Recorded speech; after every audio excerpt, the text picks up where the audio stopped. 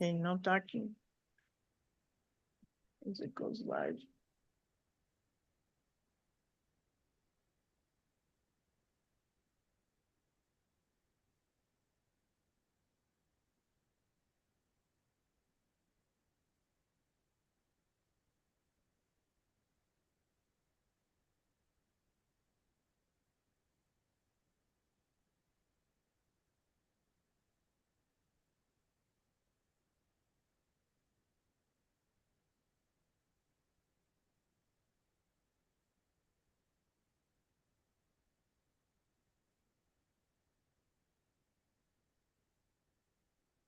Hey, everybody, we're here at the Leadership Summit 2024, and I am here with the lovely Lidia Molinara, who has been a specialty pharmacy owner, 30-year frontline prescribing clinical pharmacist, and certified patient safety officer.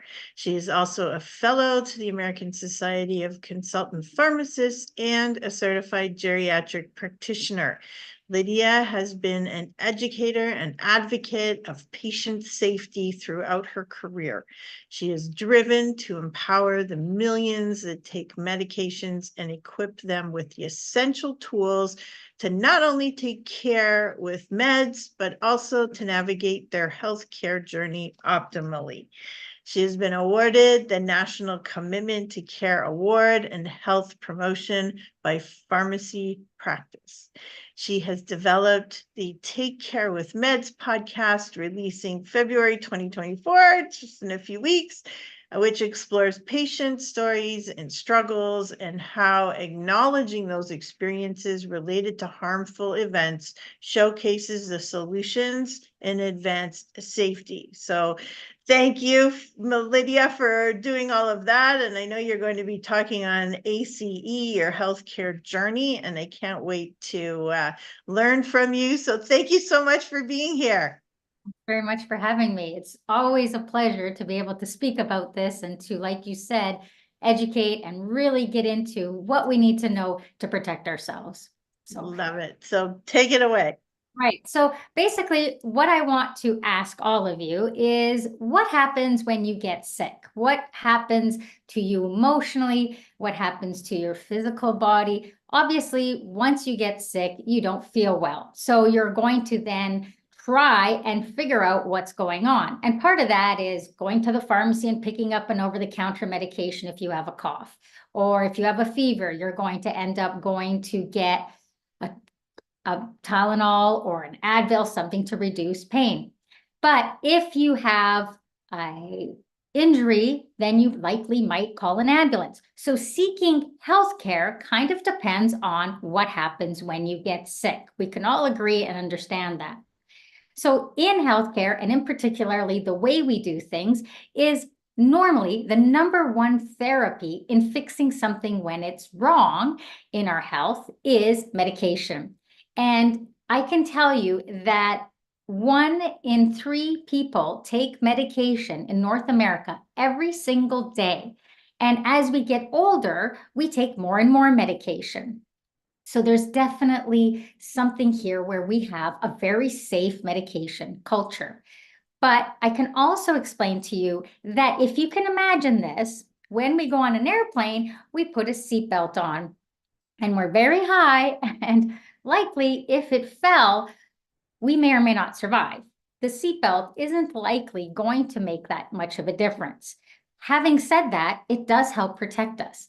If I'm going to explain this one piece of factual information, in that a jumbo jet falls out of the sky every single day when it comes to healthcare related issues, medication errors, safety issues, and errors in general. That's how many deaths happen in 1 year. It's in North America, the 4th leading cause of death, ahead of car accidents. And we have all kinds of rules when it comes to driving cars. You have to stop at the red light. You have to stop at the stop sign.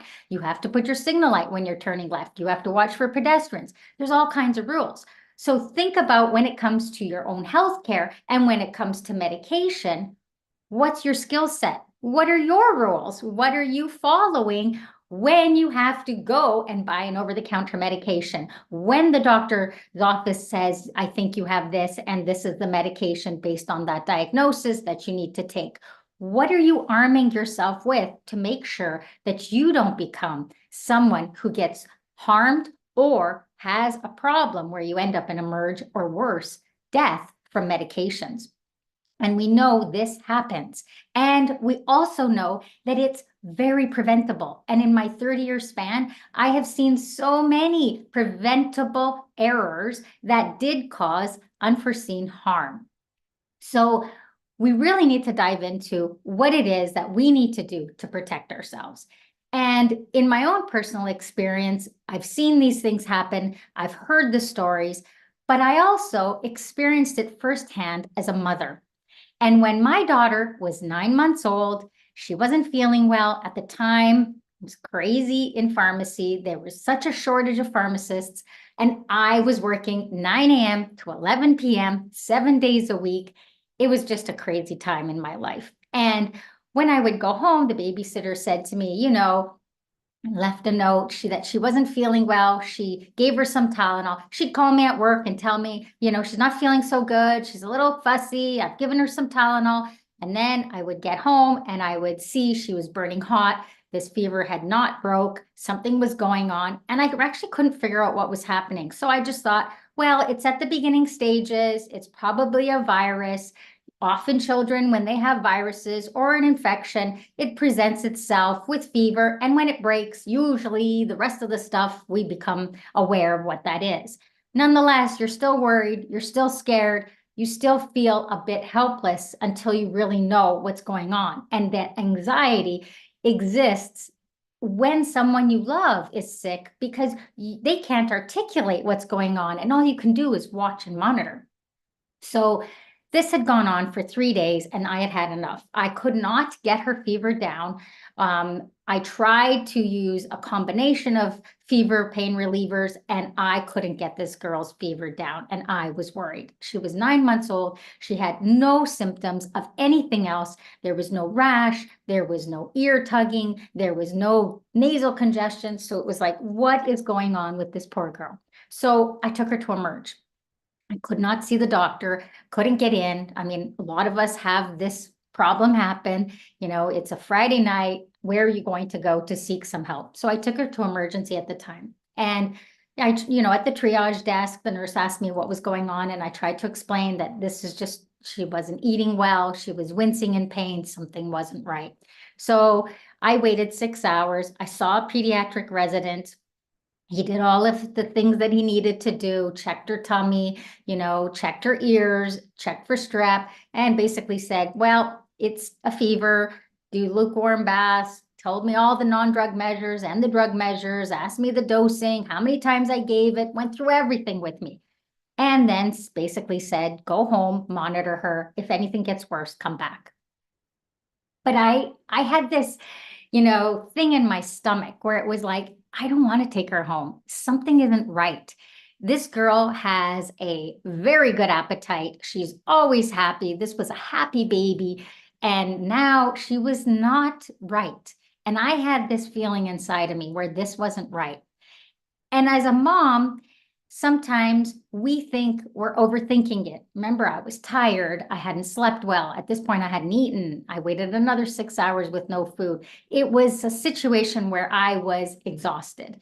But mentally, I knew that I had to work this through for her. And I knew in my gut something was wrong. So out of the blue, don't ask me how, to this day, I can't answer why I thought this.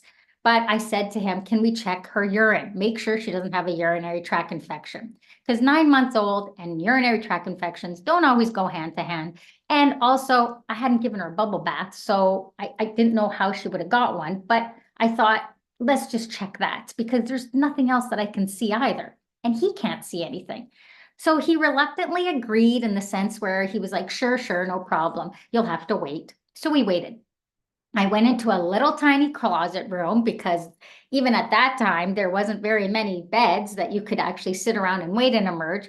And so I stood there and I held her and she wasn't doing well.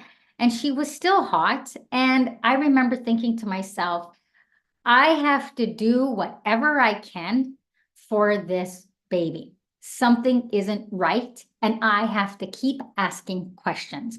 I'm not going to go home until I have an answer. I set my mindset that way. And it's easy to say, oh, yes, but you have a medical background, so you could do that. No, at this point, I was being a mom that was exhausted, fearful, scared, and really at my wit's end. So I decided I was going to make sure I asked every question that I could to make sure that I knew all the information and that I became an active participant in her plan. So sure enough, we waited, and she came back with a urinary tract infection. So I can tell you to this day, I don't know why I asked that question. And you might think, well, it was your training. Yes, I understand. But really, even in my training and in the pediatric residence training, we never thought of that. I really do believe there was a gut instinct there that made me say that and ask. So the residents then admitted us to the ward. We went to the ward. That transition happened. They had to start an IV, which wasn't any fun on a 9-month-old. And then they were starting to make sure that she was going to be dosed appropriately with the medication at hand that she needed to treat this, because they did the culture. They figured out what she had based on her age, based on her weight. They were going to calculate the dose. So the particular medication that she was going to take, ironically enough, when I was a student, I used to dose them and monitor and make recommendations to the physicians on what the next dose should be. And what type of medication it is, it's called a narrow therapeutic window medication, which means there's this is the window of where it can work. Too much, it can cause harm. Too little, won't work. So in this range is where the medication needed to work. And the dose to be calculated is important based on her weight, and to make sure that now we stay within range, it has to be recalculated. So she had to have her blood drawn to make sure that it was, in fact, at the right dose. And we also had to monitor her to make sure that the fever started to come down and that she started to feel better and come back to wanting to eat and all those things. So when the pediatric resident told me that it was going to be this medication, automatically in my training, I did think, oh boy, this medication's a narrow therapeutic window. Have to make sure it's dosed right. Otherwise, she could have permanent kidney damage, hearing loss, and it could even kill her. It could cause her death if it's overdosed. So I went into the washroom and I took a paper towel and I asked for a pen and I started writing down her dose and what it should be based on her weight to make sure that I had the right calculation as well. And you have to keep in mind that there was no iPhones at the time, and I couldn't just log into a computer at the hospital and double check my calculations. And this was 3 a.m. I couldn't even call a fellow pharmacist and say, hey, what's the right dose? So I was basically, and calling was payphones. So it was one of those situations where I was doing it from memory. And again, no sleep, and I was tired. So I thought, well, in the ballpark, it should be around this, I think. So when the pediatric resident came back, she calculated a dose that was double what I calculated. So I thought to myself, oh my goodness, I was really way off. But then I started thinking, but I looked at my calculations and I was like, something doesn't seem right. Again, that instinct, something wasn't right. And back of my head was, you ask questions, Lydia, keep asking questions. So when the pediatric resident came back and, was telling me the plan, what was going to happen, I interjected and I said, I'm just a little unsure. And keep in mind, I'm very tired. I haven't slept. What is the dose and how did you calculate it?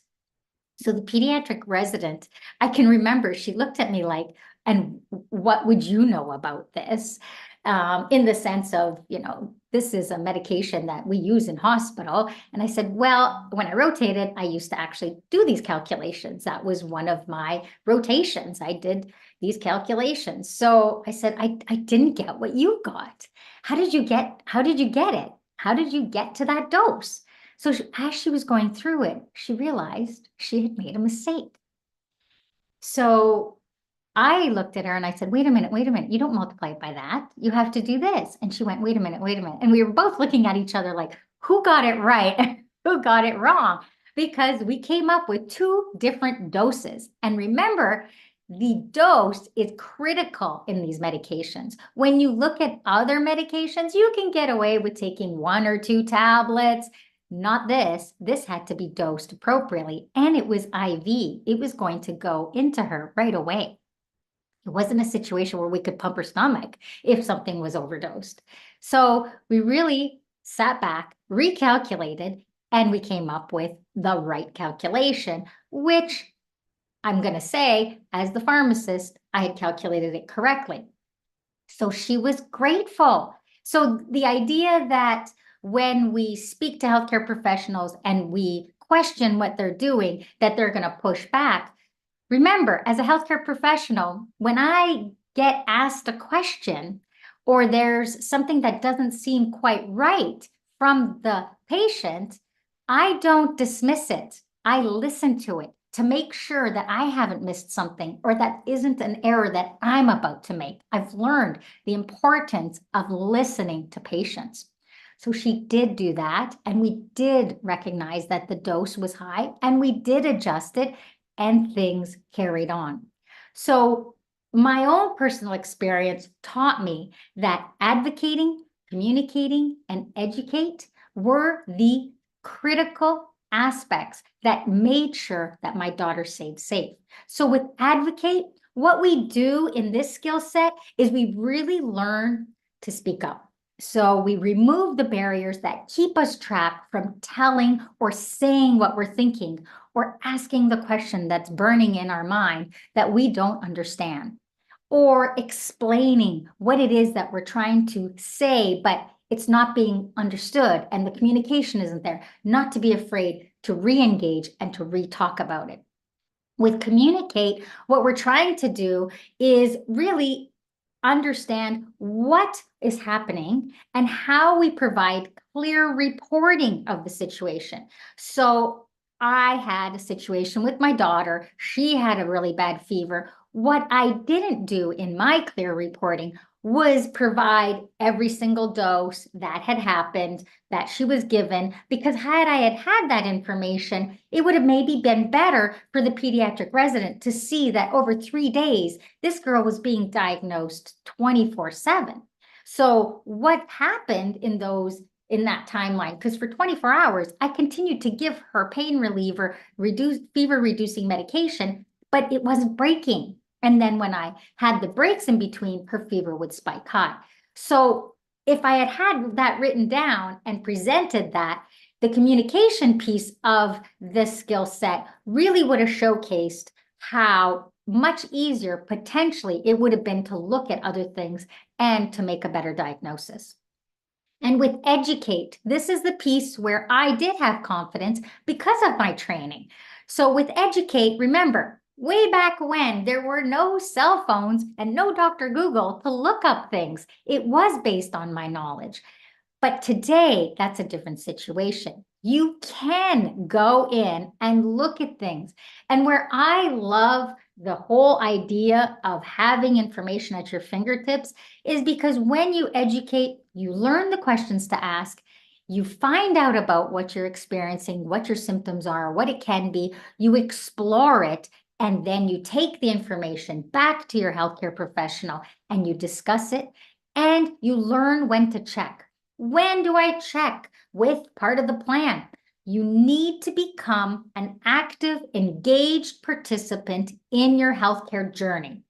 And when you do that, you ask the appropriate questions and you check on that plan. So I knew that my daughter needed to have this medication. I also double checked to make sure that when the bag was coming to be hung, that it was the correct medication in that bag, that it was labeled appropriately, and that it was provided at the right dose. And I would check to make sure, does she still have a fever? What's it running at? So when to check and what to check is also part of the educate piece. So let's break this all down because it's a lot of information. Really, the most important thing to do is A for advocate, C for communicate, and E for educate. With advocate, listen, there is an entirely different language called medical terminology when we look at speaking with healthcare professionals. As a pharmacist, I have a whole terminology base on how medications work, absorption, metabolism. There's all these words. I know what they mean, but not everybody does. So when I explain something, if somebody comes in to get a vaccine and I'm explaining how the vaccine is going to have some side effects, and I say, oh, it may cause general malaise, not a lot of people understand what that means. So if you're receiving information and you don't know the language that's being spoken to you in the medical terms, you need to ask. You need to then, in part of your advocacy, say, I don't understand. I don't know what the word malaise means. I don't know what that side effect would then entail. What does that mean? Oh, okay. Whoops. That's my pharmacy terminology coming out. I need to now start speaking in normal day-to-day language. And it's just basically meaning you might feel unwell, you might feel a little tired, you might have body aches and pains. That's this general malaise. Okay. So that is not something that as a healthcare professional, we're constantly trying to go between both languages in the sense of making sure that when we communicate that you understand. The other part of advocacy is just this fear and intimidation. How can I ask someone who knows so much more than me about this that question? And I say, because nobody knows your body better than you.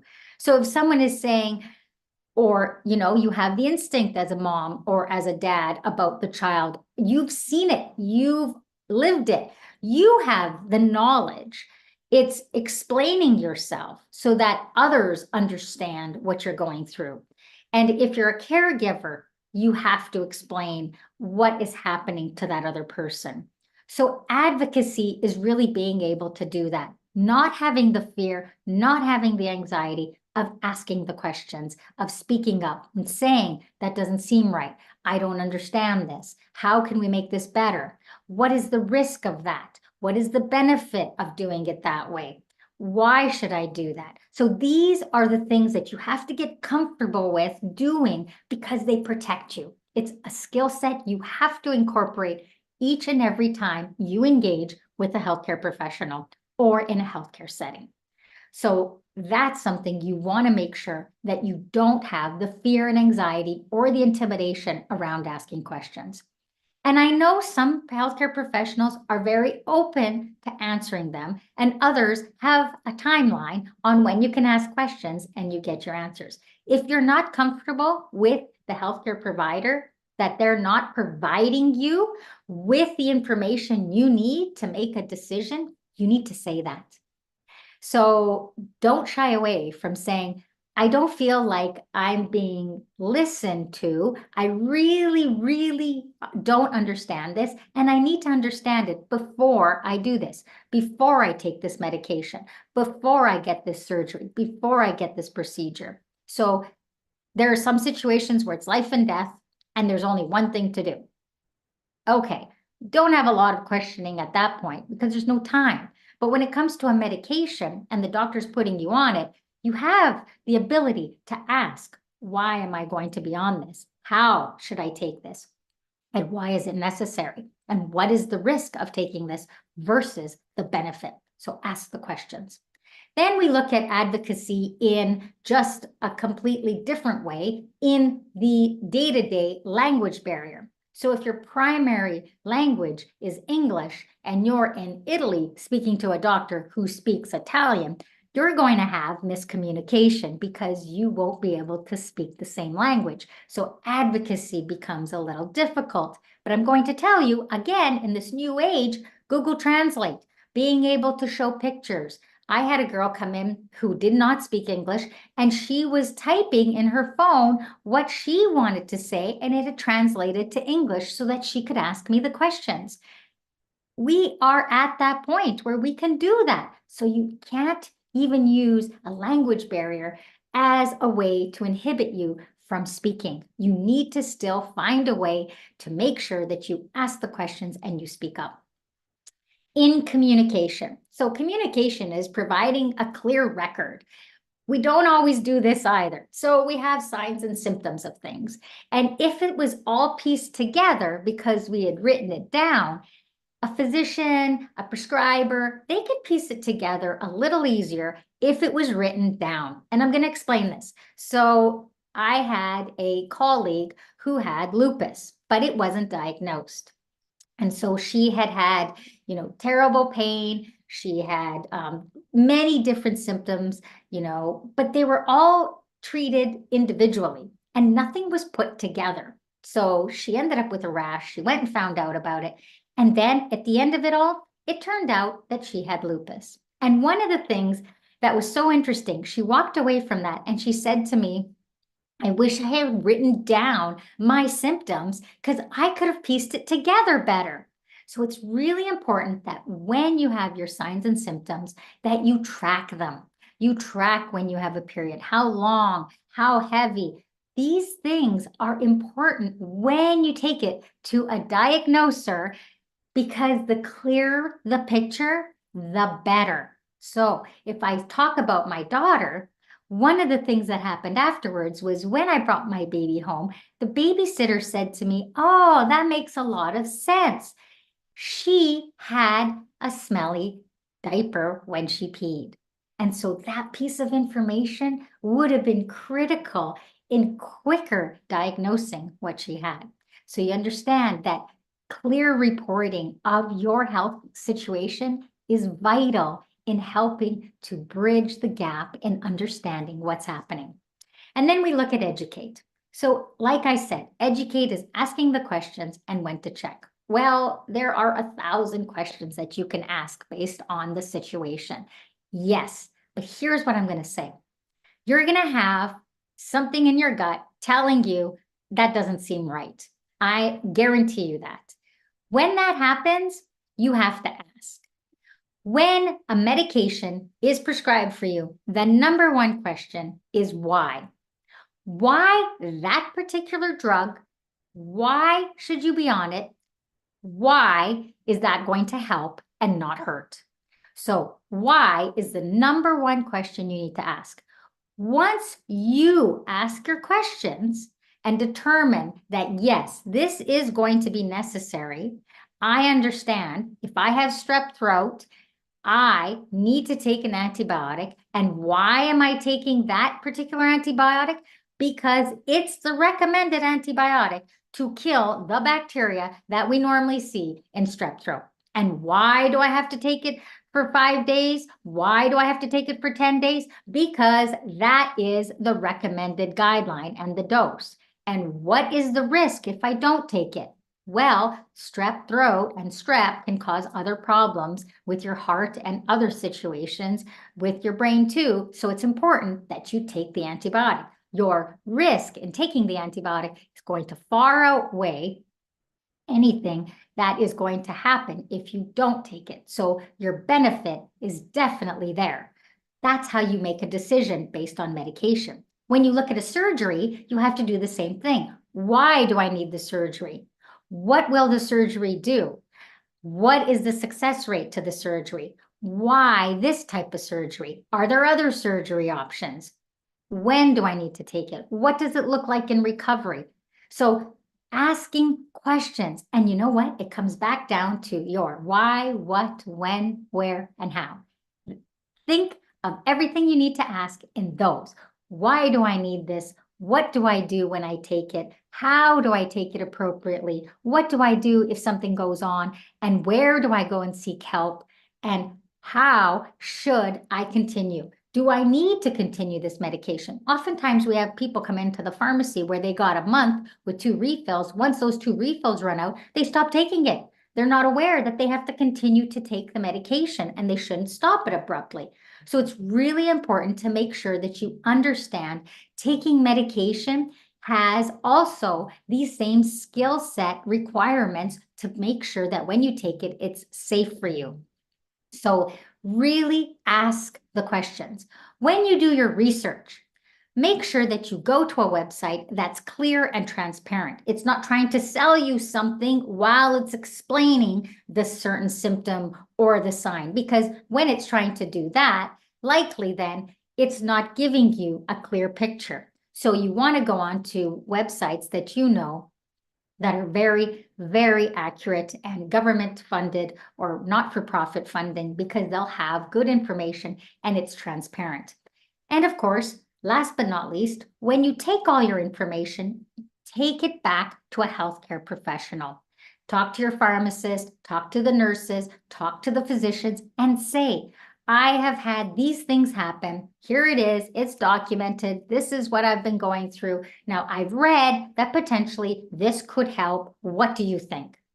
So you get the opinion of the healthcare professional, and don't pigeon-tail your idea of what you read, that that's the only symptom you have. So I had a client come in and, as a prescribing pharmacist, said to me, well, I have something in my nose and it's bothering me, so I want an antibiotic for it. And of course, at that point, I know enough to say, okay, yes, you likely will need an antibiotic, but until it's diagnosed as to exactly what it is, there are many different antibiotics that we can use. We need a diagnosis. You need to see your doctor. You need to have an x-ray, and we need to find out what's going on. Well, it turns out it had nothing to do with the pimple in his nose. He had a sinus infection. So giving one antibiotic for that would not have worked for the sinus infection. So don't pigeon-tail yourself either. Explore and then ask questions, and then try and get to the diagnosis through further testing, through trying things out and seeing how those help. And remember, there is no plan that goes 100% accordingly.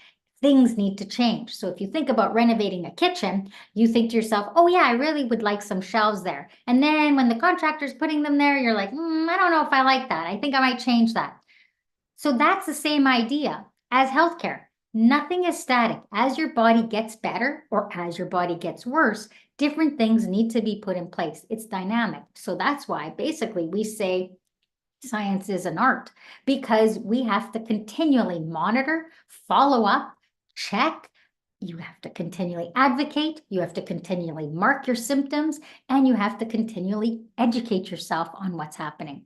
And case in point, when you do a renovation and they're putting the cupboards that are the wrong color, you would think no problem, not even twice, to say to the contractor, no, that's not the color I picked out.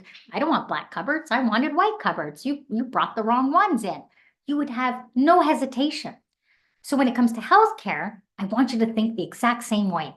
No hesitation to what it is that you need to ask to make sure that the plan that you came up with is still being followed. And if it changes, you ask why.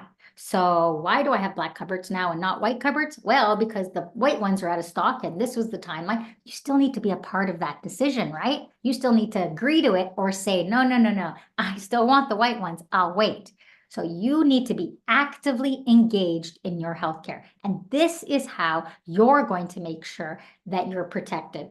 And like I said, it is incredibly, incredibly important to know that healthcare professionals make mistakes, that we are not foul-proof, that asking a question helps protect us and it helps protect you, because none of us want to make a mistake. But if we are given the wrong information, or we don't find something, or we don't know of something, we can make a mistake.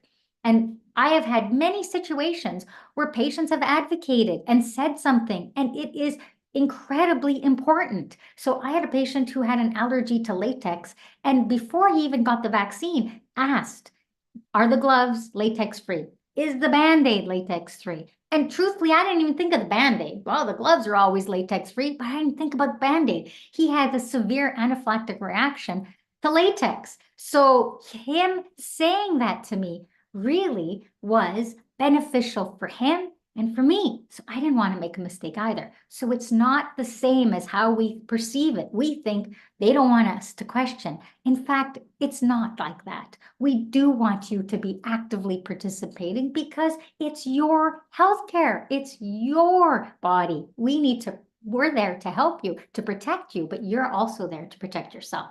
So this is the 3 things that you need to do. When it comes to medication, it works exactly the same way.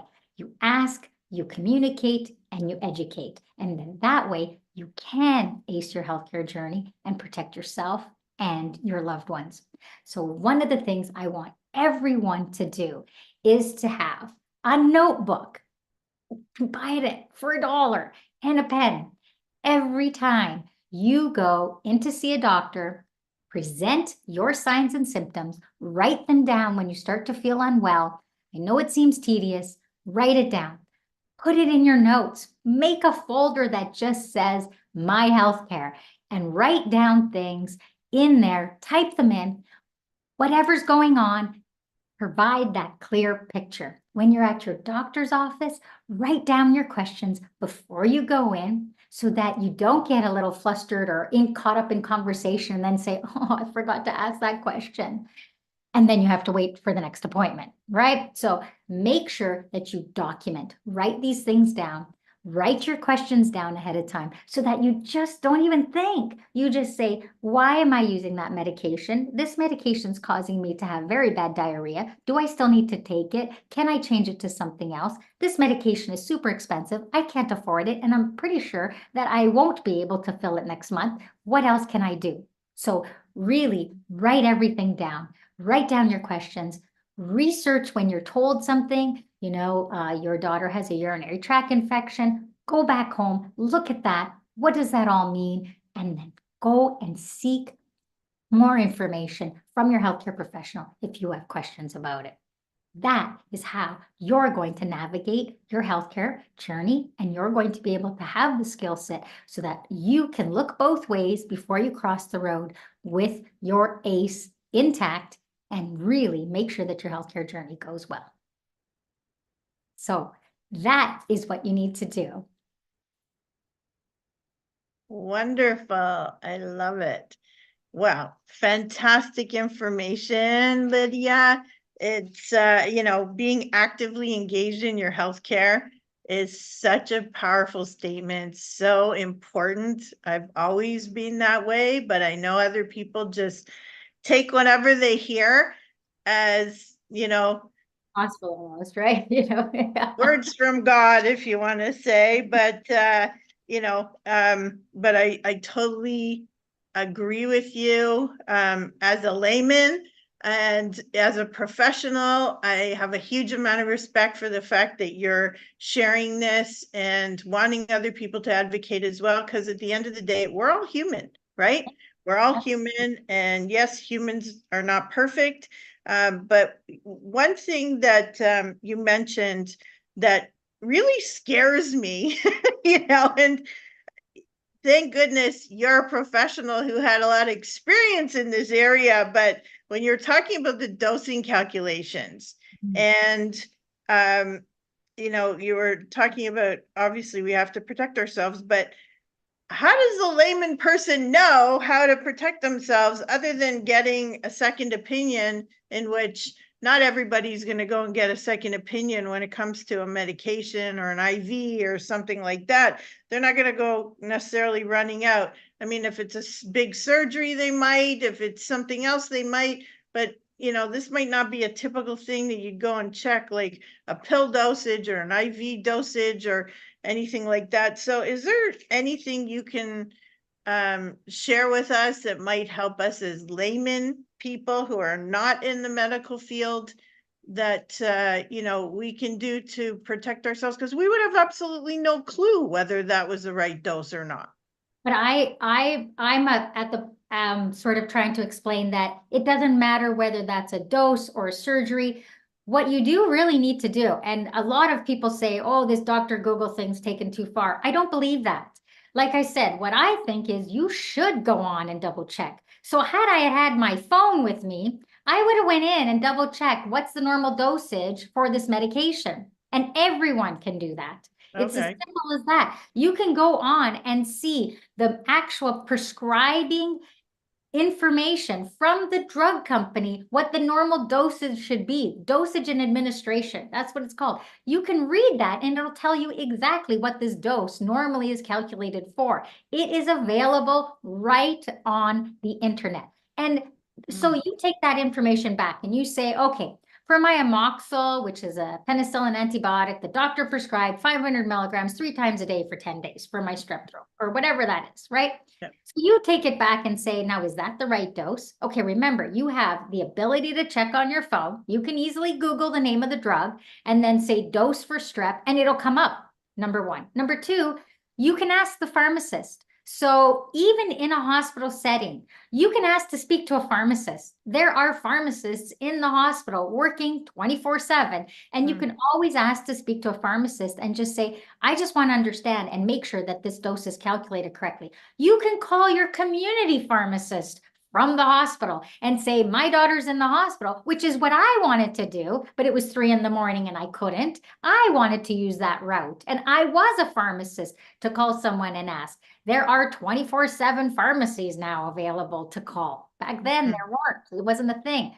So seeking additional information is your number one defense. So you're right in the sense of like, and I acknowledge I was a pharmacist. I wrote this stuff down on a paper towel from the bathroom to figure out my dose. How would somebody else do that? Yeah. And that's how you would do it. You would ask the question. And simply by asking, oh, so how did that dose come to be? What kind of medication is this? You wouldn't even know it's a narrow therapeutic index drug, but I did. So how would you know that? You know by asking. You have to be able to ask the questions. Why this medication? What are the side effects? What should we be watching for?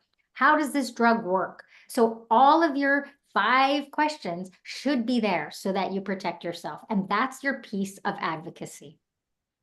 Okay, and that's a great answer because I don't think a lot of like I wasn't thinking that, and we think of Googling everything, right? But you're not necessarily thinking of Googling what the doctor's telling you. So.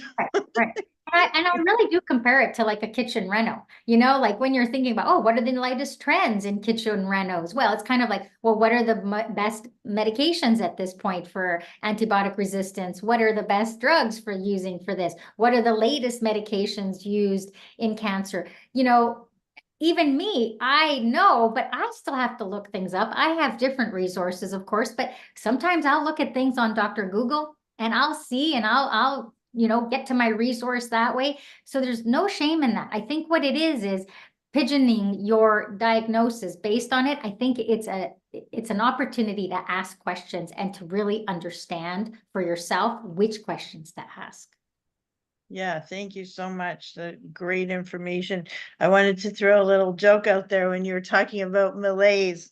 And you're saying, like, what if you don't understand a word? And then you were saying that, malaise, okay, well, when you feel this way or that way. And I go, yeah, well, when you feel black. Exactly. That's exactly what it is.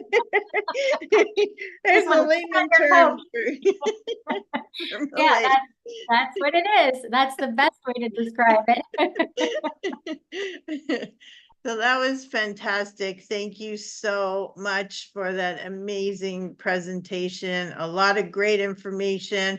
I'm sure you've created a bunch of questions out there, and I would love for people to reach out to you directly. Is there, something that you want to ask from people? We can throw that out there now.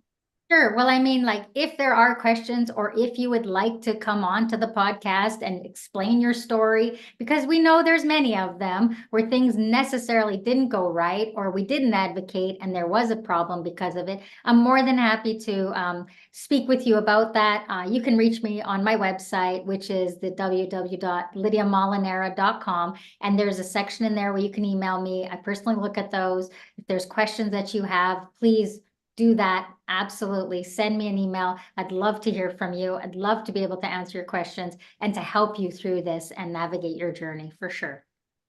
Love that. Thank you so much for that. And thank you for your incredible presentation. Just your wealth of information. I know there's tons more people can reach out to you with. So love to have them do that. I will add your website to the post on YouTube so people can easily access. And Thank you again, Lidia. Yeah, thank you, Randy. This is a pleasure to be able to come. I really do love educating people and making sure that they stay safe. So thank you for giving me the platform to do that today.